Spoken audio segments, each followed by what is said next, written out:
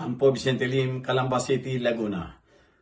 Formal nang itinaas noong linggo ang ranggo ng dalawang mataas opisyal ng Police Regional Office 4A sa ginanap na outtaking and donning of rank ceremony sa Multi-Purpose Center Hall ng nasabing kampo. Pinangunahan mismo ni Police Brigadier General Hansel Marantan, Regional Director ng Pero 4A ang seremonya para sa mga bagong itinalagang Police Commissioned Officers na sina Police Colonel Vicente Cabatingan, kasalukuyang hepe ng Regional Intelligence Division, at Police Lieutenant Colonel Joselito M. Araha, Acting Chief ng Provincial Investigation and Detective Management Unit ng Quezon Police Provincial Office.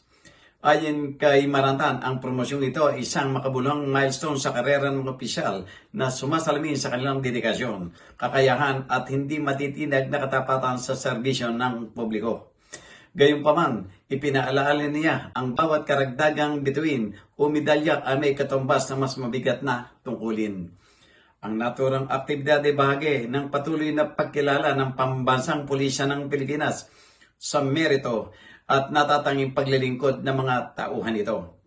Ito ay nakalinya rin sa focus agenda ng hepe ng PNP na si Police General Jose Melencio Nartates Jr., partikular na sa pagsusulong ng moral at kapakanan na professional na paglago at pagunlad ng karera o career advancement ng bawat miyembro ng kapulisan.